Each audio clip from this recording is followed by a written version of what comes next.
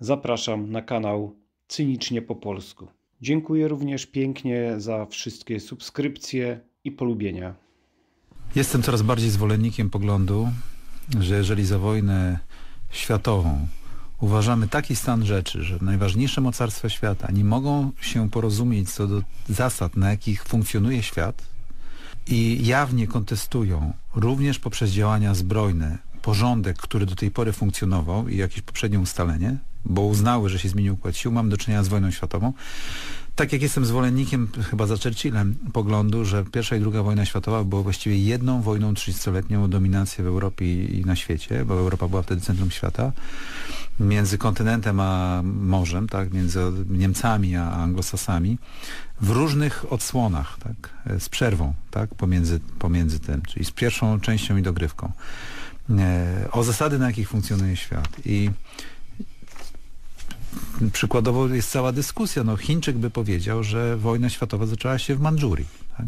Gdy Japończycy postanowili również pokazać muskuły i opanować północne Chiny. Sowieci powiedzieliby, że w 1941 roku i tak dalej, i tak dalej. W momencie, gdy jest kwestionowany ład światowy i nie wyłoniły się kontury nowego i to nie jest ustalone, to mamy do czynienia z wojną światową. I niestety na to tak wygląda, że Rosjanie rozpoczęli, pomimo gróźb, żeby tego nie rozpoczęli kinetyczną wojnę, która nie wiadomo, gdzie się miała zakończyć. Jest za wcześnie, żeby...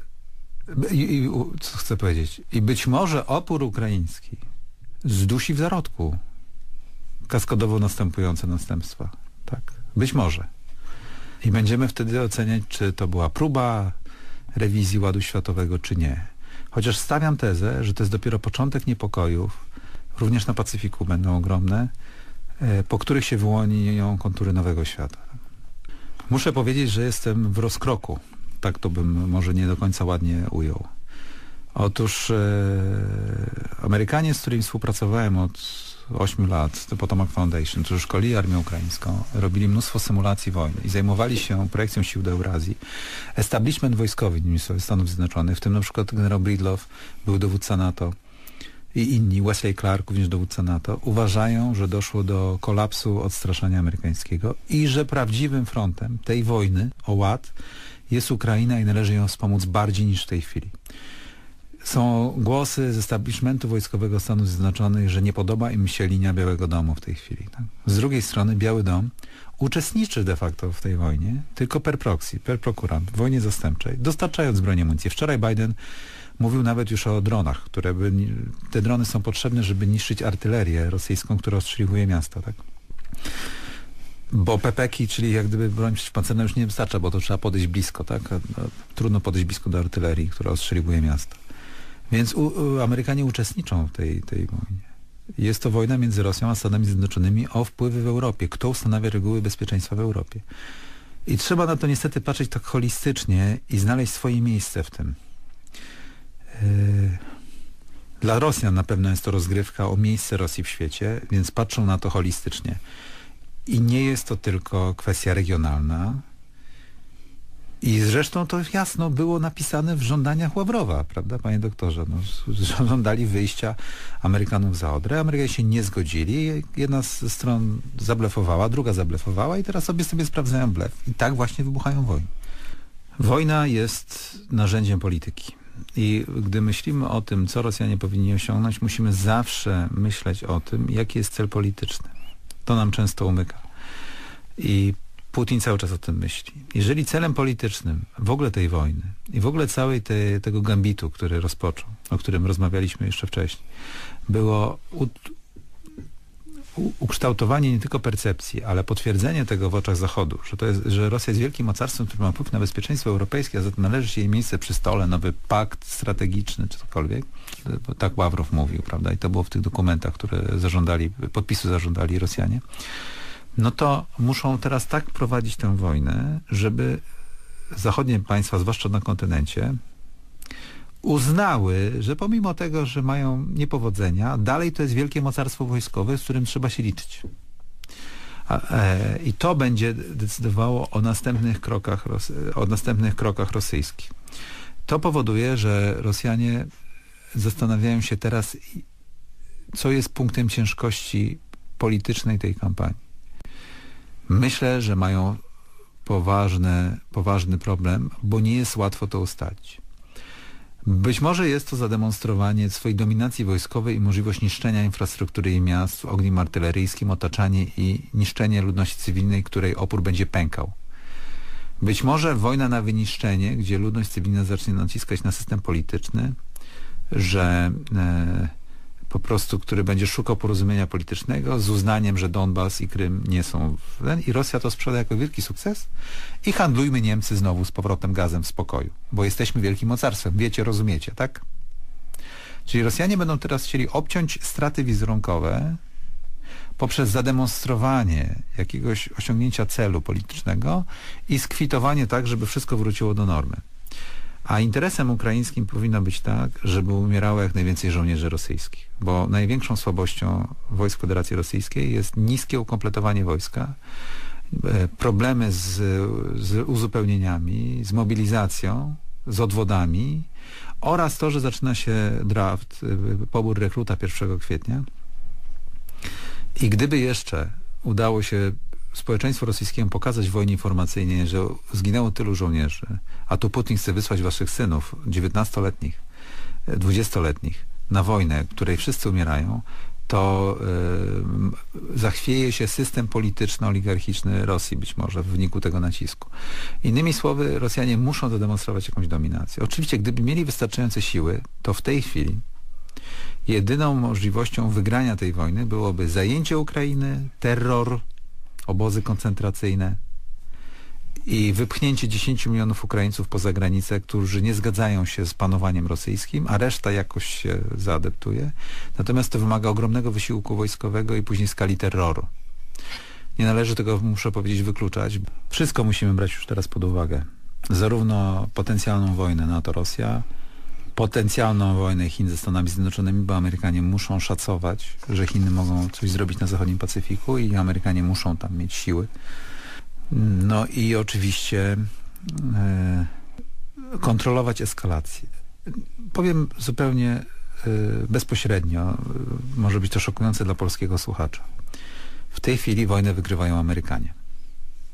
Więc Amerykanie mogą być zainteresowani, żeby to wyglądało tak jak teraz. Dlatego, że rosyjskie wojska lądowe są tracone. Chiny coraz bardziej się niepokoją i są niezadowolone z przebiegu kampanii i jest to niezgodne z interesem, bo wojna to jest coś więcej niż tylko kinetyczne starcie. W momencie, gdy Niemcy opowiedzieli się po stronie skonsolidowanego świata atlantyckiego, przynajmniej oficjalnie w mowie Scholza, kanclerza, Oficjalnie. O tym rozmawialiśmy na OFIE, że to jest dyskusyjne, ale to Amerykanie uzyskują punkty w grze o równowagę. Tak? I Chińczycy się boją, że złamana zostanie zasada konsolidacji Eurazji i świat transatlantycki zostanie połączony przeciwko Eurazji, czyli Rosji i Chinom. To jest nie w interesie Chin. Miała być szybka łojenka kijowym, zmiana układu sił, ale bez konsolidacji Europy ze Stanami Zjednoczonymi. A zatem Amerykanie to wygrali. Amerykanie wygrali oczywiście, że wspierają cała Europa Środkowo-Wschodnia i że Ukraińcy niszczą wojsko rosyjskie. Obiektywnie niszczą, osłabiając Rosję i wiążą Rosję. Czyli można powiedzieć, że dzisiaj Ukraińcy nawet już nie tyle bronią sami siebie, trochę bronią niepodległości Polski, ale generalnie Ukraińcy dzisiaj bronią NATO i naszej cywilizacji, naszego porządku na świecie. Tak, Ukraińcy w tej chwili właściwie są armią NATO. Oczywiście, żeby była jasność, nie z formalnego punktu widzenia, są na przedpolu bezpieczeństwa NATO, wiążą siły rosyjskie, które chciały złamać architekturę bezpieczeństwa gwarantowaną przez NATO, więc są obiektywnym, materialnym sojusznikiem Sojuszu Północnoatlantyckiego, który jeszcze dzielnie walczy, dzielnie się bije, jest gotowy i ma wysokie morale. I to jest argumentacja generała Bridlowa. Więc trzeba im pomóc. Bo co, sami mamy to robić potem? I więc Ukraina utrzymuje ład transatlantycki na swoich barkach w tej chwili, jakkolwiek to brzmi, i Ukraina broni interesów Stanów Zjednoczonych na kontynencie europejskim poprzez swój wysiłek wojenny. I tak na to patrzą Rosjanie, traktując to jako przejaw wrogiej polityki wobec Rosji, mówiąc wprost, tak? To jest ich podwórko, prawda, i oni nie chcą czegoś takiego. Oto jest wojna. Oto jest wojna. No i nas też to Rosjanie tak traktują. Nas też Rosjanie tak traktują. Inaczej traktują trochę Niemców. Dlatego ta niejasność Niemców najbardziej niepokoi nas w Warszawie, Amerykanów też. Amerykanie boją się konsolidacji i tej współpracy niemiecko-rosyjskiej. Powinniśmy teraz, polityka zagraniczna Polski powinna zmierzać do wyegzekwowania od Niemców naprawdę reorientacji na transatlantyckiej, żeby Niemcy znów nie starali się rozgrywać pozycji Rosji i nie podnieśli Rosję z tej porażki, którą Rosjanie póki co zaznają na polach bitewnych Ukrainy. Słuchają Państwo Klubu Trójki. Moim Państwa gościem dzisiaj jest pan Jacek Bartosiak, z którym rozmawiamy o strategii Europy, NATO wobec Rosji i o tym, co się dzieje w tej chwili na Ukrainie. Wywołał pan ten temat Niemiec, ale to przecież ta kwestia nie jest tylko kwestią Niemiec. Mamy także problem Francji. Mamy dwa kraje europejskie, które zachowują się w sposób, bym powiedział, daleko niesolidarny i cały czas próbują realizować swoją politykę ponad tymi interesami europejskimi, bezpieczeństwa narodowego i troszeczkę przeciwko Ukrainie. Ja tylko wspomnę o tym, oprócz tego, co pan mówił a propos Niemiec i postawy Niemiec zawsze bardzo dziwnej, to jest jeszcze postawa Francji. No już nie chcę wchodzić tutaj w egzegezę prezydentury pana Macrona i tej postaci, bo to zupełnie oddzielny, zupełnie niesympatyczny i niepoważny temat. Natomiast chodzi generalnie o rzecz zasadniczą. W momencie, kiedy ta wojna wybuchła, pan prezydent Francji wezwał świat biznesu do siebie i powiedział, że tak naprawdę to można to chyba przetrwać, żeby się nie wycofywali z Rosji, czyli no i rzeczywiście duże firmy francuskie się z Rosji nie wycofują. Mamy dwa państwa, które zachowują się właśnie nie do końca lojalnie wobec Europy, wobec swoich obowiązków. Co z nimi można zrobić, żeby w pewnym momencie przestały prowadzić politykę, która jest szkodliwa dla nas? To pokazuje, że co innego są oficjałki i konferencje, gdzie się przez wszystkie przypadki odmienia wspólnotę transatlantycką, a co innego jest świat faktur, przepływów, płatności, konkurencji, dostęp do rynku, o innowacje, o korporacje, o rywalizację ekonomiczną. Tak? I Francja i Niemcy przed konfliktem zdecydowanie zakładały, tak zwane hedżowały, zakładały, że amerykański prymat może ustąpić, a one muszą mieć prosperitę i budować Europę wraz z Rosją de facto, która zawsze gdzieś tam będzie i akurat Francja i Niemcy uważały, że Rosja jest elementem stałym układu europejskiego, w tym bezpieczeństwa, ale też handlowego, gospodarczego. Polska i państwa Europy Środkowo-Wschodniej uważały, że Rosja powinna być poza elementem tego układu, bo jest niecywilizowana, nie nadaje się i generalnie grozi niepodległością. To jest fundamentalna różnica interesów, która została uwypuklona postawą Ukraińców. I Amerykanie zabiegali od dłuższego czasu, od prezydenta Trumpa, żeby Niemcy się opowiedzieli za odnowioną wspólnotą transatlantycką, która stawi opór i Rosji, i Chinom w tej nowej erze rywalizacji wielkich mocarstw, o których rozmawialiśmy 10 minut temu, czy to jest wojna światowa. I dopiero postawa Ukraińców, przynajmniej na poziomie werbalnym, oratorskim w Bundestagu spowodowała, że kanclerz Scholz się opowiedział za Westbindung, tak? Za adenauerowskim odnowieniem wspólnoty Zachodu. Za tym poszły deklaracje wydatków zbrojeniowych i tak dalej, i tak dalej. Zobaczymy, co za tym pójdzie nowa polityka energetyczna Niemiec, polityka handlowa Niemiec, rzeczywiście sankcje. Na razie jeszcze to nie jest tak, jak Polska by chciała. Innymi słowy, Amerykanie wygrywają rywalizację o rekonsolidację Sojuszu Północnoatlantyckiego, a przyczyną tego jest postawa armii ukraińskiej i systemu politycznego Ukrainy. To dzięki temu Amerykanie dostali amunicję, żeby skłonić Niemców, a może z czasem i Francuzów, do tego, żeby dokonała się rekonsolidacja. Jeżeli Ukraina będzie wygrywać albo będzie nie przegrywać, jest na to coraz większa szansa. I dla Polski to jest też bardzo dobre. Najgorszym scenariuszem jest to, gdyby teraz szybko przegrała, wróciłoby, Putin by odszedł, byłby Nawalny albo inny przystojny, teoretycznie prozachodni, z dobrym angielskim polityk, który się szybko dogada z Niemcami i Francją i faktury dalej będą szły. I Rosjanie uratują swój status wielkiego mocarstwa.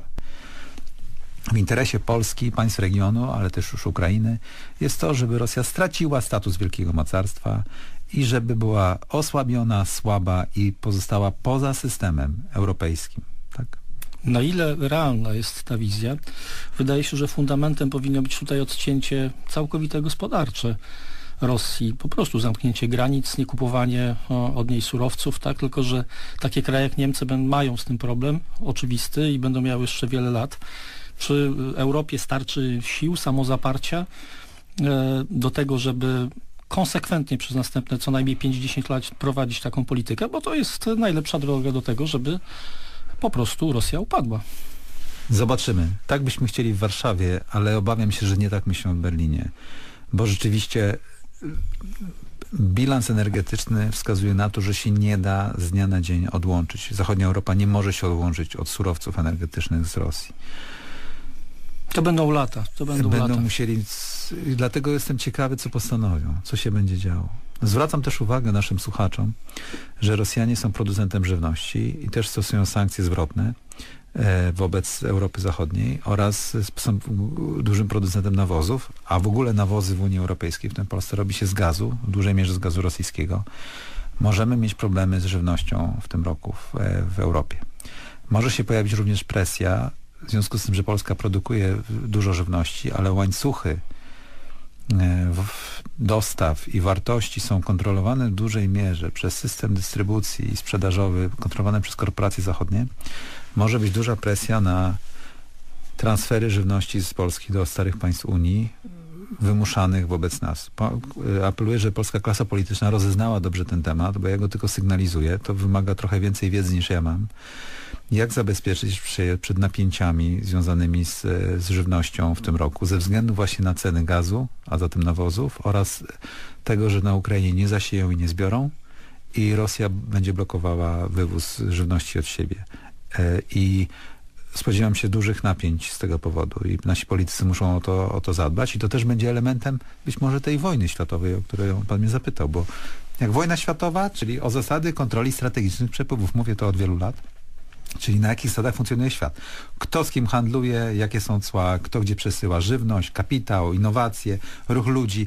Kto panuje nad tymi mechanizmami, ten zyskuje albo traci i o regulację tych zasad toczą się walki polityczne.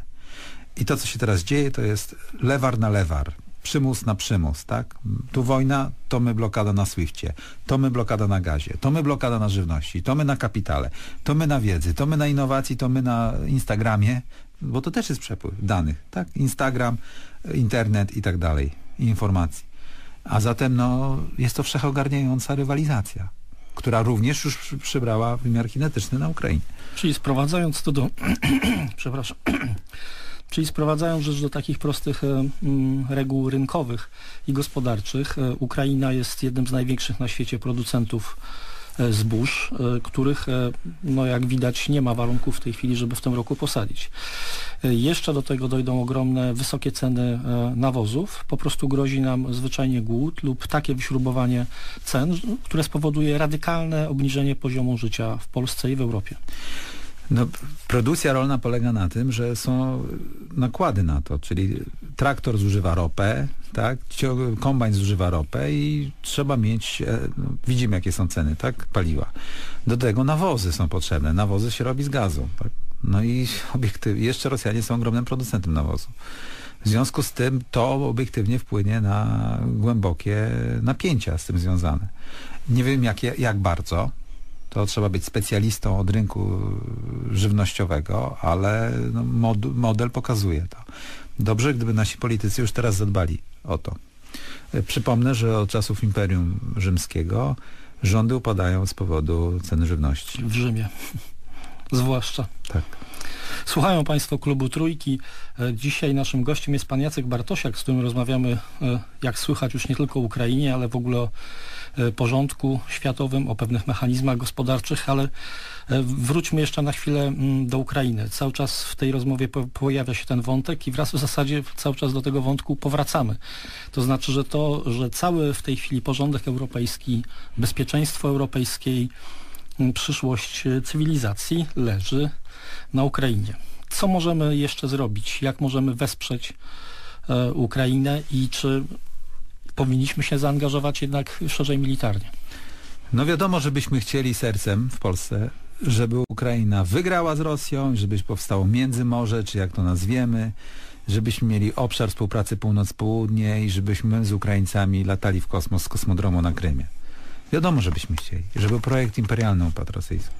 I aż się prosi, żeby pomóc. Tak? Właściwie to można zapłakać, że nie zbudowaliśmy przez 30 lat armii, która by dokończyła wraz z Ukraińcami teraz Rosjan.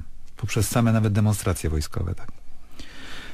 Natomiast nie możemy, ze względu na to, że jesteśmy w Sojuszu Północnoatlantyckim i on jest naszym gwarantem, zwłaszcza w zakresie eskalacji nuklearnej, naszego bezpieczeństwa, nie możemy robić kroków przed Sojuszem, najmocniejszym jego elementem, czyli Stanami Zjednoczonymi, bo to na równowadze pewnej sił nuklearnych między Stanami a Rosją wisi nasze bezpieczeństwo, więc nie możemy iść przodem przed Stanami Zjednoczonymi. To jest bardzo ważna rzecz, bo wchodzimy w ryzyko i w ryzyko również pewnych prowokacji i innych spraw. To jest pierwsza uwaga.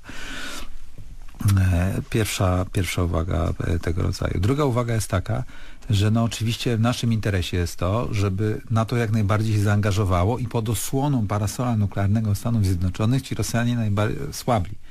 Dlatego mówimy o tej strefie zakazu lotów i tak dalej. Ale w tym kontekście należy rozumieć, dlaczego ani Amerykanie, ani NATO tego nie chcą robić.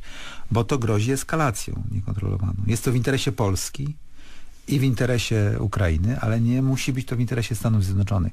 Chciałbym to wyraźnie powiedzieć, bo w Polsce często się myli nasze intencje, jak powinno być, żeby było Polsce dobrze i Ukrainie, z interesami innych, czyli mylimy nasze intencje z tak zwaną dobrą polityką. No, dla Amerykanów to nie musi to oznaczać.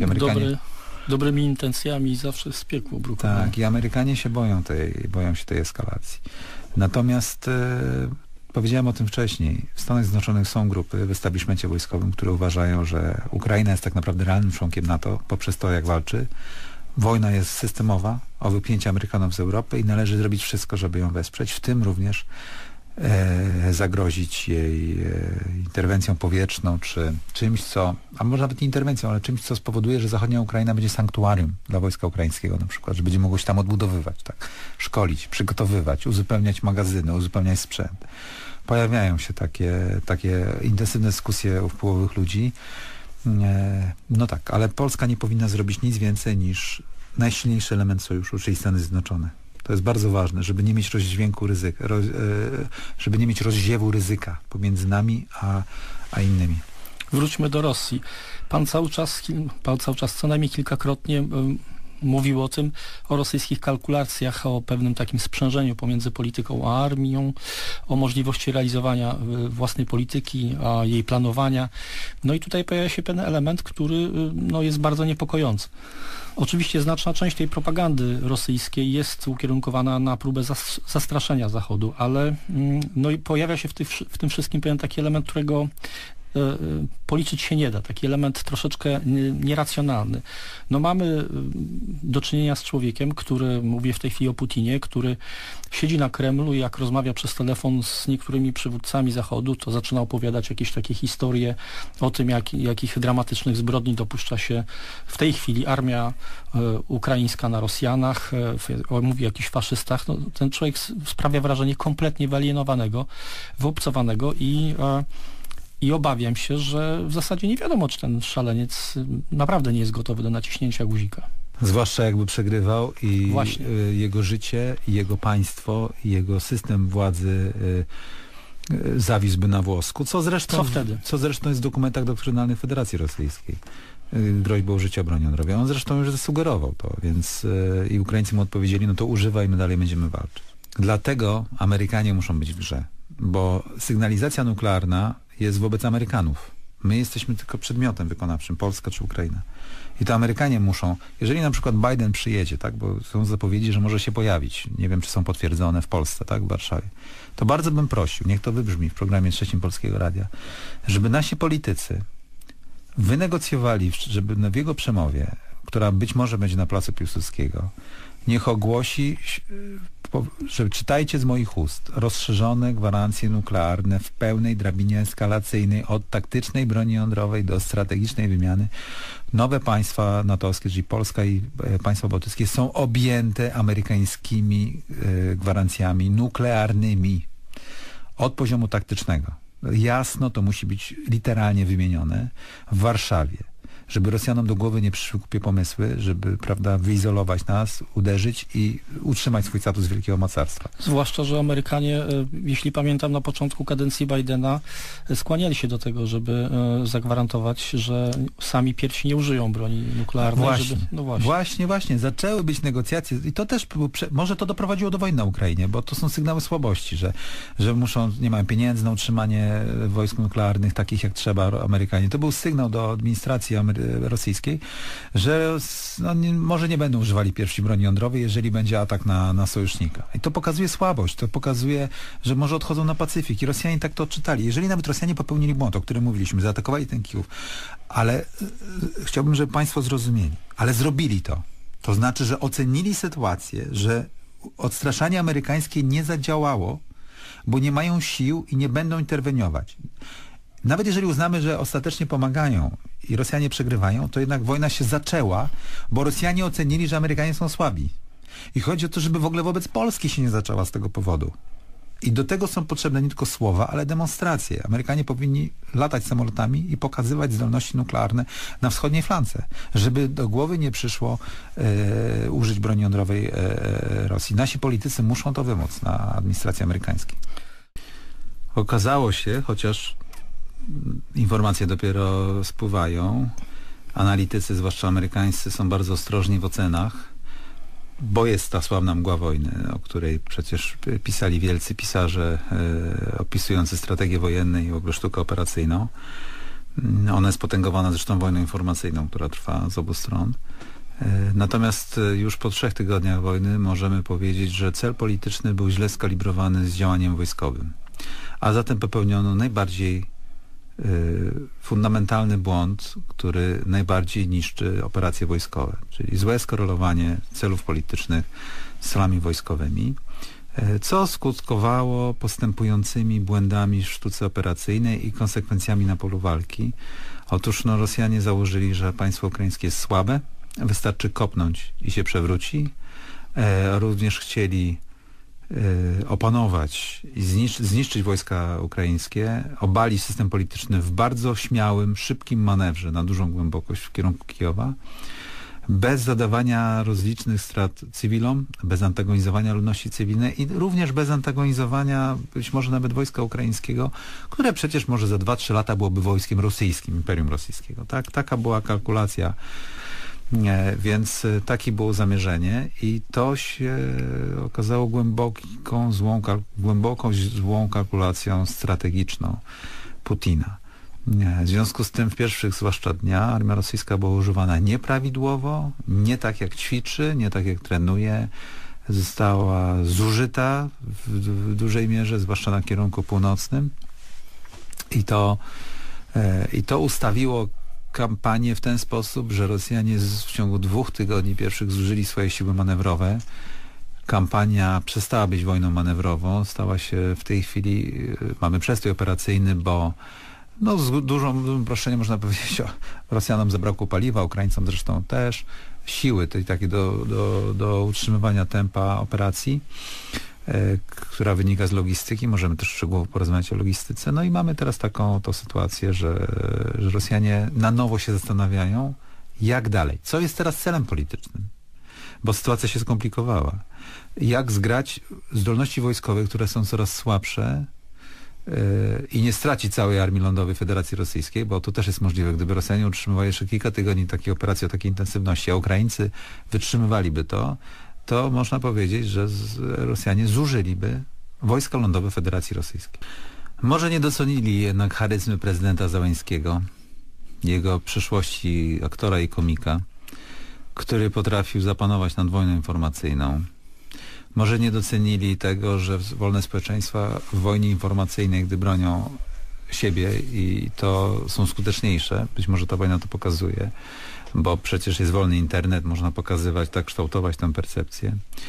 Nie docenili chyba też jednak armii ukraińskiej, ale przede wszystkim woli narodu ukraińskiego do trzymania państwa na swoich barkach, bo chyba można zaryzykować, że państwo ukraińskie nie działało prawidłowo, tak? Widać to po PKB, właściwie było bankrutem ekonomicznym państwo ukraińskie. Jak się patrzyło tak na suche statystyki, no to można było przypuszczać, że tak jest. Jak gigantyczna korupcja, no nie oszukujmy tak się. Armia ukraińska też nie wyglądała. Ja byłem w Waszyngtonie tuż przed wojną i naprawdę, powiem to wprost, również ludzie w Pentagonie uważali, że armia ukraińska nie wytrzyma długo i że morale nie jest wysokie i przewaga jest ogromna. Jest to pewnym zaskoczeniem. Wydaje mi się, że kilka czynników się złożyło. Armia rosyjska, potwierdziły się te rzeczy, o których mówiliśmy, zresztą chyba też z panem w programie kiedyś byliśmy, że armia rosyjska nie jest już armią sowiecką zdolną do wielkich operacji, do wielkich wojen. Okazało się, że w wyniku obrony Ukraińców i rozległości terytorium ukraińskiego to jest wielka wojna. To jest wojna terytorialnie pierwszego i drugiego największego państwa w Europie, więc ten oddział jest ogromny. Paliwo, liczba, która jest potrzebna. Również jest to, jeżeli chodzi na papierze, pierwsza i druga największa liczebna armia europejska. Więc to jest potężna wojna. Rosjanie takiej wojny nie prowadzili od 1945 roku, o takiej intensywności, bo to nie jest wojna jak w Afganistanie, to nie jest wojna jak w Syrii. To jest wojna, gdzie trzeba eszelonować logistykę i wojska pierwszego, drugiego rzutu. Trzeba to skorelować, trzeba ustalić korelację sił, przewidzieć opór. Są ogromne przestrzenie, te czołgi na gąsienicach muszą gdzieś dojechać, tak? Gdzieś zatankować, racje żywnościowe. Od operacji mandżurskiej w 1945 roku Rosjanie nie przeprowadzali operacji na taką skalę. Zresztą proszę zobaczyć na mapie, jakie to są odległości. Tak? To są ogromne odległości. Tysiące kilometrów. Tysiące, a działania w tej chwili już są na setki. Ile jest Chersoń od Krymu, tak? Ile jest Kijów od granicy, pomimo tego, że na mapie się wydaje to blisko, to w momencie, gdy jest opór, jest również inżynieryjne przygotowanie terenu przez przeciwnika. Ukraińcy zademonstrowali to, zwłaszcza wokół Kijowa w pewnym momencie, nie od początku, i również koło Czernichowa, Charkowa i Sum. To się robi problem i Rosjanie nie mają międzypokoleniowego doświadczenia w prowadzeniu tej operacji i akurat to nie jest ich wina. Plus oczywiście to, że na początku użyli batalionowych grup taktycznych, które mają jednak niskie nastawienie logistyką i zabrakło im tej logistyki na podejście do Kijowa i mijali węzły oporu, które jednak się pojawiły, do czego może nie zakładali. Spowodowało, że w pewnym momencie odstrzelono im, jak to się mówi, tyłek, czyli logistykę, i Rosjanom zabrakło pary. A batalionowe grupy taktyczne okazały się, że za małymi związkami taktycznymi, nie wiem, z kompanią czołgów, czy wzmocnioną kompanią czołgów, żeby naprawdę przełamywać umocnione linie oporu. A zatem dużo takich wniosków tego rodzaju, tak. Mało tego, wydaje mi się, że żołnierzom rosyjskim nie powiedziano, że będzie wojna ze strzelaniem od razu przy pierwszym punkcie kontrolnym, tylko generalnie będziecie wyzwolicielami, ogólnie będzie fajnie, może tylko, uwaga, nacjonaliści ukraińscy będą strzelać, a tak ogólnie to jest dobrze. I to źle ustawia morale. Natomiast to wygeneruje ogromne napięcia z Polską i regionem i z NATO. Gdy wojska rosyjskie zbliżałyby się do zachodniej Ukrainy i granicy Polski, wygenerowałoby to też ruch partyzancki w zachodniej Ukrainie. Przed Polską byłoby sporo dylematów, które należałoby rozwiązać, podejmując decyzje.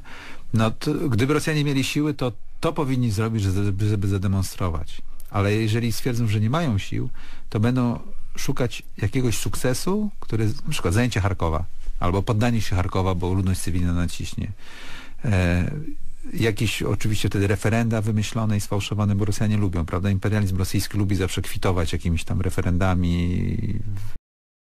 Reformy Serdiukowa i Szojgu zniszczyły system mobilizacyjny oparty o szkieletowe jednostki, pobieranie sprzętu z magazynu, który obowiązywał od czasu wojny krymskiej. Dlatego, że wojska miały być tylko do wojen regionalnych, nie do wojny światowej, gdzie jest duża intensywność potrzebna przez długi czas. I okazało się, że Ukraina jest po prostu za trudnym przeciwnikiem.